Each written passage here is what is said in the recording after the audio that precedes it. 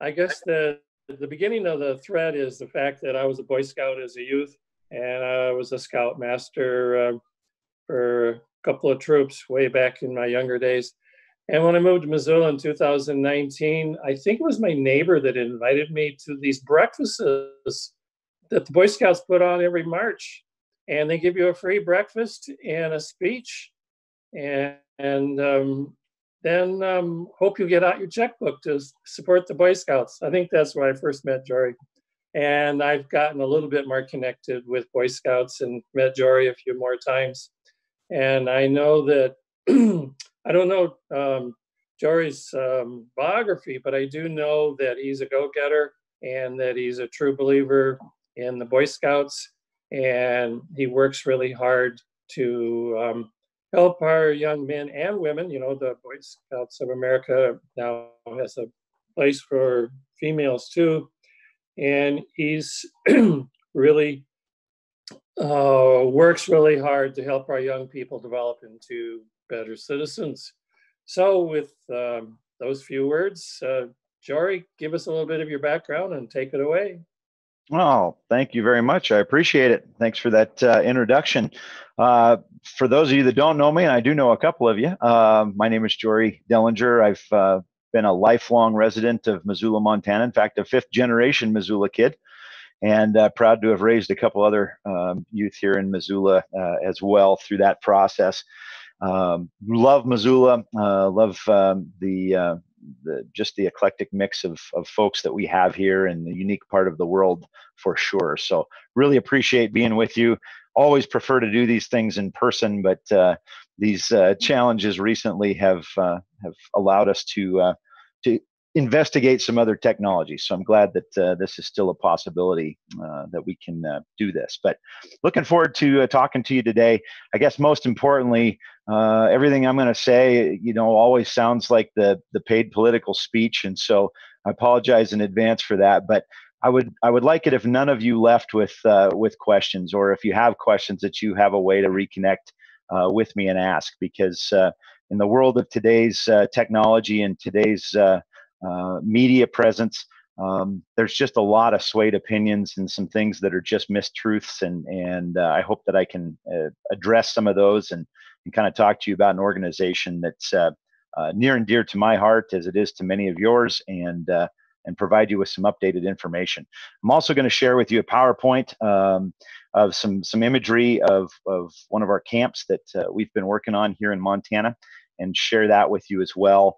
Some pretty exciting times for scouts and youth in our state that I think we can highlight. So again, appreciate that. Thank you for the introduction, and thank you for allowing me to be here today. With that, before I begin in any great detail, I'd like to tell you why I have chosen to dedicate much of my life to the Boy Scouts of America. We live in a time where we often put the individual ahead of community. And I was raised to help others, and I was raised to work with organizations that reach out and help others in need. So I believe we need to be cautious about tearing down organizations that create any sense of service. As citizens, it's important that we subscribe to helping our communities, and we must support organizations that teach those ideals to not only our current generation, but to future generations. Helping other people at all times is a staple of what we teach in scouting. It isn't a rank or a patch or a medal or a uniform.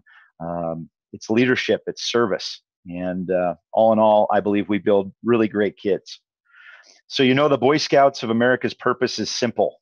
It's to build the character and integrity of America's youth and prepare them to become responsible adults.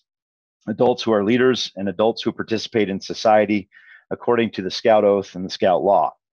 The oath and the law are founded in trustworthiness, loyalty, and bravery, and on values that put family and community first. The Boy Scouts of America is one of the largest youth organizations in the United States. We have more than 2.3 million youth members and nearly 1 million adult volunteers. There are over 137 million alumni of the Boy Scouts of America. We hold a congressional charter under Title 36 of the U.S. Code, but we're unique in that we receive absolutely zero government funding. A scout is and has always been expected to earn their own way. I say with great pride that we are the Boy Scouts of America, and we are committed to giving young Americans the tools and experiences, the knowledge and faith to make the world a better place. Our mission may be lofty, but with help, it is attainable. As I prepared my comments to impress upon you the many reasons why ours is such a worthy movement and so important for the times in which we live, I considered what builds character and integrity. I thought about the benefits of volunteerism. I contemplated what it takes to foster a generation of youth who are healthy and engaged. I pondered the importance of tradition, in particular, the tradition of scouting and the impact it's made on our country. I thought about heroes. Many scouts have gone on to become national heroes, including home run champions, folks that walked on the moon, a US president. I thought about faith and the importance of recognizing that life is bigger than you and I and our everyday concerns. So with that, our program has developed 3 specific objectives, commonly referred to as the aims of scouting. They are character development, citizenship training, and personal fitness. We are comprised of 4 main programs: the Cub Scouts, which are boys or girls age 6 to 11, Scouts BSA, which is boy or girl troops age 11 to 18, Venturing, which is a co-ed program ages 14 to 21, and Exploring, also co-ed, also ages 14 to 21. They focus on career exploration. We have had girls in the Boy Scout program since 1973. However, as of 2019, we've welcomed them into all levels of the organization. This, regardless of what you may have heard, is geared solely at engaging families. As our world changes, we had families come forward and said, no matter what our family looks like, we want a program that we can come together and participate in one night a week. It is important also to note that we do not have co-ed troops. We do not take groups of boys and girls into the woods and camp in a co-ed situation. We have boy troops and we have girl troops. They are separated, they're separately leadershiped, and have separate camping arrangements, etc. We are also an organization that has weathered some turmoil over the past decade or so. For instance, changes in our membership policy. On May of 2013, the Boy Scouts of America national governing body voted to rescind the long-standing ban on homosexual youth in the program. At the forefront of all of our news is a class action lawsuit regarding the sexual abuse of members in the program from the 1950s to 1983. This has led to a bankruptcy of the national organization or a financial restructuring. These items have put significant stresses on the national organization. However, let me make this very clear. We as an organization stand with our victims. We are asking them to come forward, and we intend to fairly and equitably compensate any and all victims that were ever a case of abuse in the program. If at any point someone in our program abused a youth, we will go after those individuals. We will support the victims. We're going to do everything we can to take care of them. To date, approximately 2,000 victims have joined the lawsuit. The lawsuit sits at the national level and does not include local scouting councils like here in Montana. We are the best of the best in organizations regarding youth protection today. All adults, every single adult that engage with youth, are required to take youth education on an annual basis, certify and test in that. There is no one-on-one interaction between youth and adults. This includes in electronic conversations. You cannot text a youth as an adult or email a youth as an adult without other folks present on the email or text stream. As over 1 in 4 sexual abuse cases today in the United States are youth on youth, we also offer that training and separate youth with more than 2 years age difference between tenting, activities, etc. Today, our organization is considered one of the safest places in the country for youth to experience activities. Scouting is delivered through 253 local councils in the United States. Montana is one of those. And in fact, it is the second largest landmass council in the nation. We serve over 7,000 youth in Montana with nearly 3,000 adult volunteers. Here in Missoula, we have 700 youth participating and 320 adult volunteers. Each year in the United States, Eagle Scout projects are responsible for over 3 million hours of community service. Scouts and volunteers in Missoula have logged over 26,000 hours of community service since the beginning of 2019. Beneficiaries to our Eagle Scout projects include Fort Missoula, Missoula County Public Schools, Missoula Parks and Recreation, Fish, Wildlife and Parks, the Missoula Food Bank, the U.S. Forest Service, the University of Montana, and many of our wonderful local nonprofits like United Way, Watson's Children's Shelter, Goodfellows, the Boys and Girls Club, Orchard Homes, Travelers Rest, Ecology Project International, you name it. Keep in mind that these service hours are not court appointed. These projects are significant. For instance, if you've ever sat on the benches on the M Trail, that was an Eagle Scout project. And in fact, just last month, our chairman of the board, Greg Beach, helped a handful of scouts from Troop 4 here in Missoula install the John Wicks Memorial Bench on the M Trail. Scouting is growing in Missoula and throughout Montana. Our alumni is nearly 50%. That's right. More than 1 out of every 2 adult males in the United States is an alumni of the scouting program. In addition, we have seen significant increases in community support. When I began over 9 years ago, our local fundraising campaigns in Missoula raised about $37,000 in donations.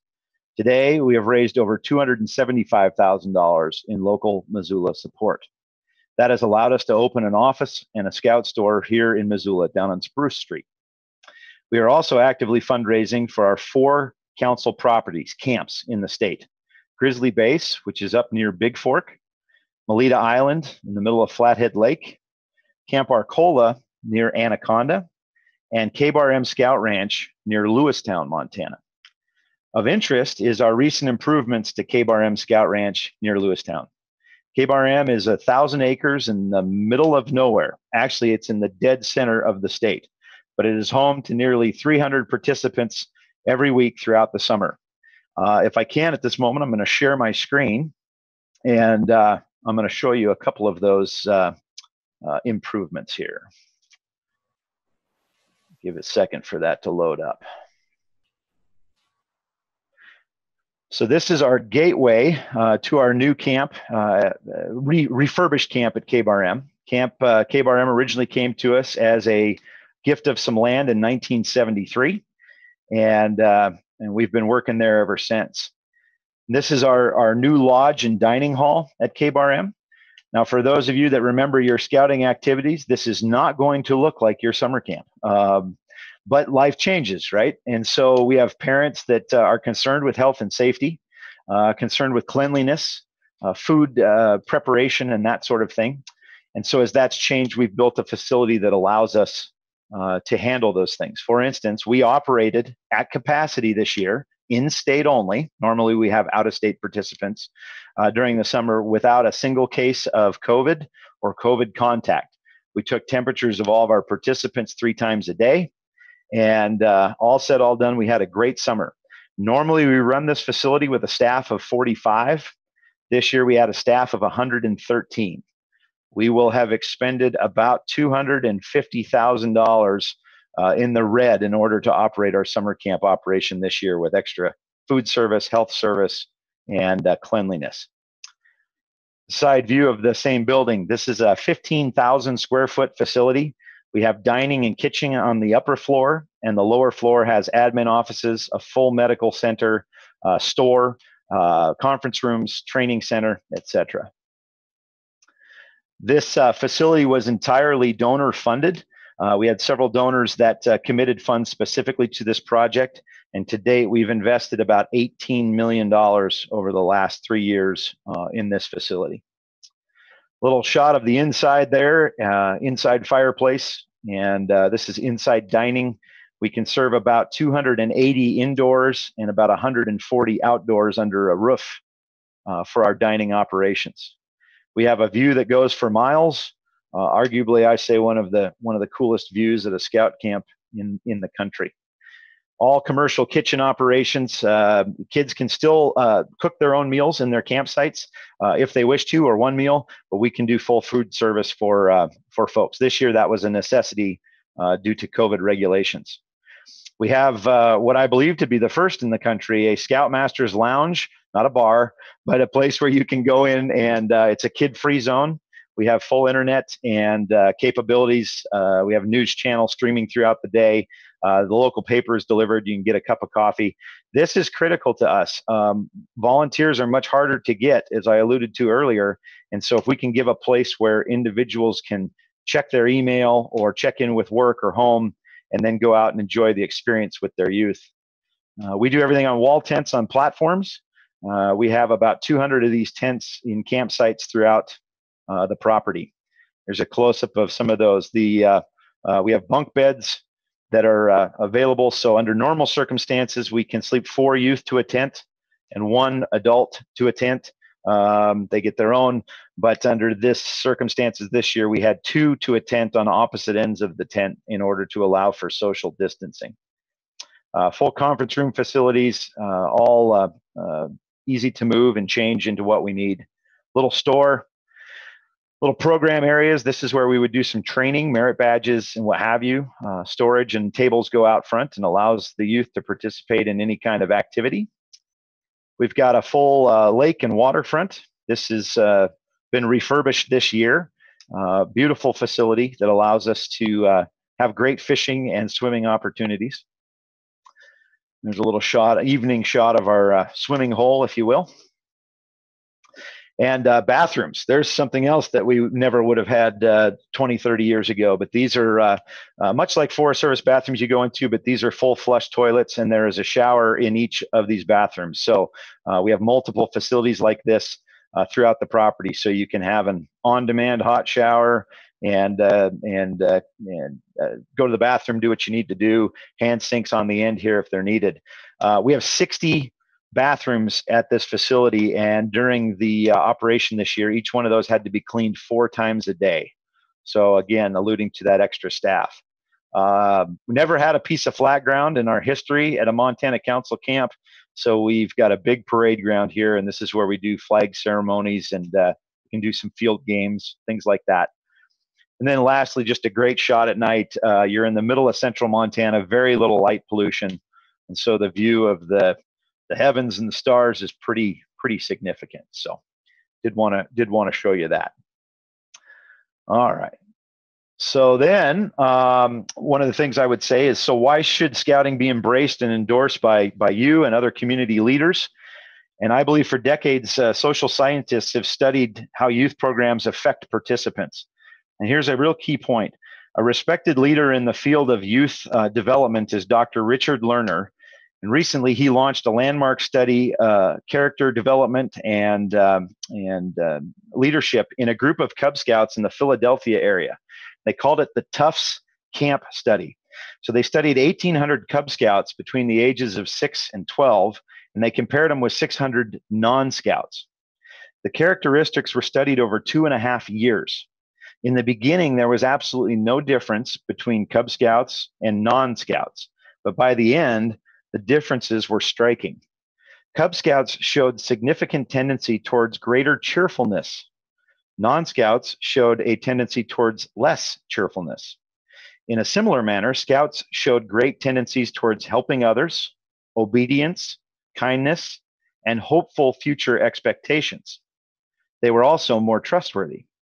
Scouts showed growth in each of the personal character attributes. They were also much more likely and sensitive to others' needs. They placed higher value on doing the right thing and to helping others. Non-Scouts placed more value on being smart, being the best, and playing sports. So what about sports? Over 80% of American youth at some time will participate in a sports or sports program. They spend more time in sports than any other organized out-of-school activity. Some research suggests that sports do good things for kids by helping them improve their grades, feel better about themselves, and showing leadership. Other research suggests that sports programs are not too great for kids because they increase aggressive behavior, reduce their ability to see right and wrong, and increase their chances of risk-taking behavior. In fact, when a kid does nothing but sports, the research suggests that the overall effect on character development is negative. However, if kids combine sports and programs like scouting, 4-H, FFA, Boys and Girls Club, Big Brothers, Big Sisters, the results are very different. Kids that are active in sports and scouting or other youth programs show the highest level of positive individual function, as well as contribution to family and their community. With its strong emphasis on developing character and building value in every individual, scouting and sports make a great partnership. For instance, there were 7 Eagle Scouts on the most recent U.S. Olympic team. Hearing all of this, you might ask, what is it that makes scouting effective? In a nutshell, scouting works because it builds enduring relationships between caring adults and youth. 2, it provides continual opportunities for young people to learn and practice leadership skills. 3, it provides clear path for every youth to truly succeed at making and achieving tough goals. 4, it builds life skills such as learning to do hard things by doing hard things. And lastly, scouting is based on serving and honoring God, your country, your family, and other people. So why scouting? The answer is clear, because scouting builds young people into better adults. It simply works. How can you help? Support scouting and other youth programs. The world would be a better place if every one of us lived the Scout law: trustworthy, loyal, helpful, friendly, courteous, kind, obedient, cheerful, thrifty, brave, clean, and reverent. With that, I thank you. I wanted to leave some substantial time for questions, as I know there's a lot of things going on in the world, and hopefully I can answer some of those things and key in on anything you'd like to know more about.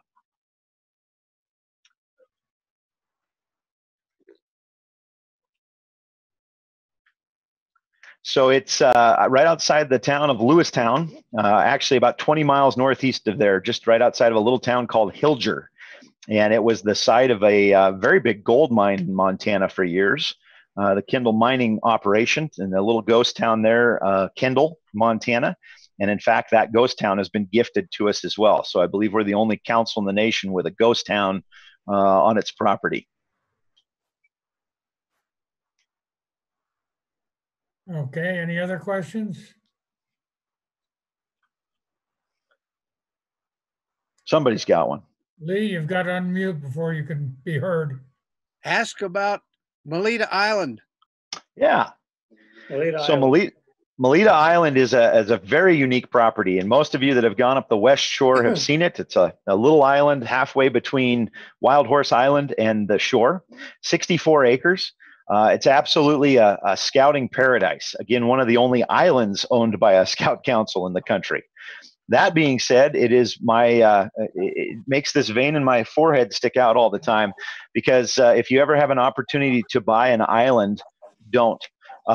Everything on an island costs about 5 times as much as it would in a normal circumstance. But that being said, through the help of some very generous donors, we've been able to build that into a very unique scout camp. And so every summer, we get about 150 participants a week for 6 weeks. They are about 80% out of state. They come from all around us, as far away as Florida and the Carolinas, and they go up there and get to experience a week of summer camp. That program, as you can imagine, is very aquatics based. And so we do sailing, and we do canoeing and rowboating and motorboating and water skiing and stand-up paddle boards and massive swim operations and those types of things. So it's a really amazing place to get to experience that kind of aquatics camping opportunity. So beautiful, beautiful deal. This last year, we got invaded by, it's been coming for a series of years, but we got invaded by tussock moths. And you've been reading about this a little bit in the newspaper. They've got some issues up on Mount Jumbo and surrounding us. Normally, a tussock moth will not kill a healthy tree. They concentrate heavily on dug firs. But we had some trees that had root rot, and we had some trees that had been attacked pretty seriously by the pine beetle. And so they were in a weakened state. And the tussock moths came in and literally killed darn near every Doug fir that we have on the island. And so if you go by Melita Island up close right now, we've been giving it one heck of a haircut. We have logged about 2/3 of that island from the Doug fir trees. Interestingly, one of the reasons that island is there is that when the glacier went through, it's built out of rock. And so we don't have a lot of soil on Melita Island. And because of that, the tap roots of our trees grow down and then straight horizontal instead of a tap root that typically goes deep into the earth. And so as we've removed those Doug firs, when the classic Flathead Lake storms come up, we end up blowing over a bunch of other trees. And so we're right in the middle of a reforestation project. We've planted several hundred trees so far. We're going to plant another 100 this fall. And we're going to do that over the next 3 to 5 years. And we're reforesting Melita Island with some trees that some native, but a lot of new species as well. A lot of willow and some of those things that won't grow as tall that can root better under those soil conditions. So it's going to be absolutely beautiful. I can only imagine 20 years from now how pretty that island will be. There'll be some color changes in the fall that you'll see that will naturally happen. But that is a gorgeous facility and a gorgeous camp, and one we look forward to continuing to run going forward.